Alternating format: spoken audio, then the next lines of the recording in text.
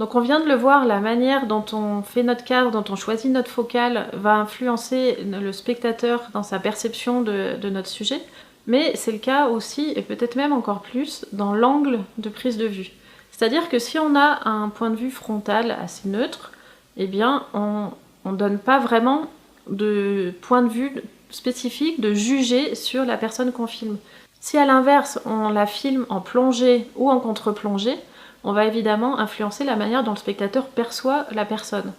Donc si on est un cadreur qui mesure 1m50 ou 1m90, on va pas forcément rester à notre hauteur pour filmer une personne, parce qu'on va se retrouver avec des plans en plongée ou en contre-plongée qui seront pas forcément très heureux.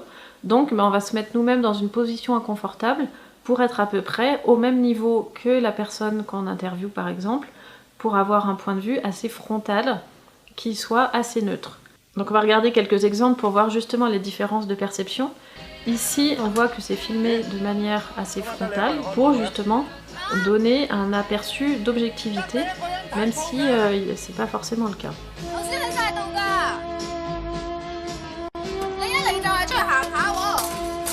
Donc ensuite, un plan en plongée qui va donner une impression de vulnérabilité de notre personnage.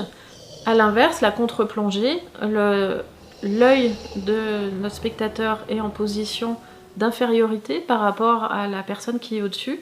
Donc on a le coup classique de cet extrait, le regard de la caméra est à l'intérieur du coffre du véhicule, donc là on est dans une position un peu plus vulnérable par rapport au personnage qui nous regarde. Donc vous voyez que le point de vue de contre-plongée est souvent associé à une caméra subjective. On va voir dans cette scène une alternance des trois angles, frontal pour un point de vue assez neutre, assez objectif, ensuite de la plongée qui va nous donner le regard d'un des personnages, et la contre-plongée qui va nous donner le regard de l'autre.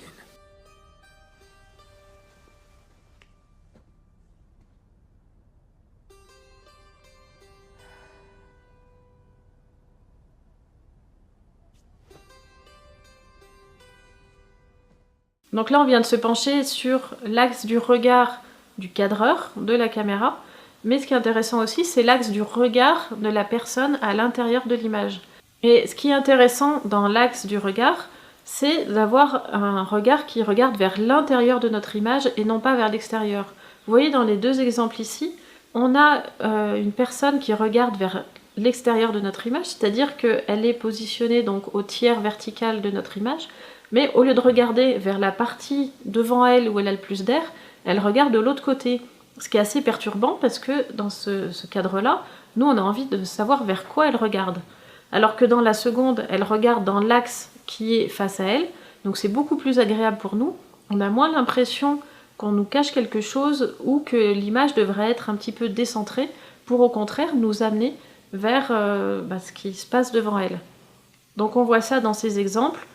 D'un côté, on a une image où le cadre est positionné vraiment en arrière de la personne et c'est assez perturbant à regarder, ou au contraire, on a beaucoup d'air devant, et auquel cas c'est beaucoup plus facile à lire puisque le regard voit globalement vers quoi mène le regard de la personne qui est filmée.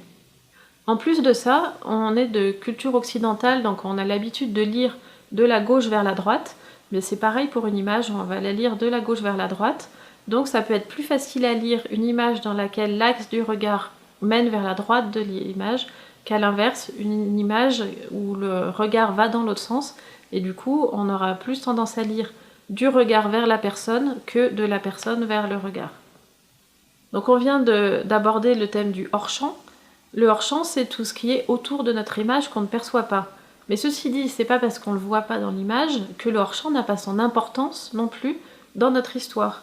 C'est-à-dire que ce soit par le son, par des associations ou même juste par l'espace qu'on va avoir dans notre cadre, on va pouvoir signifier beaucoup de choses, comme on va le voir dans les extraits qui suivent.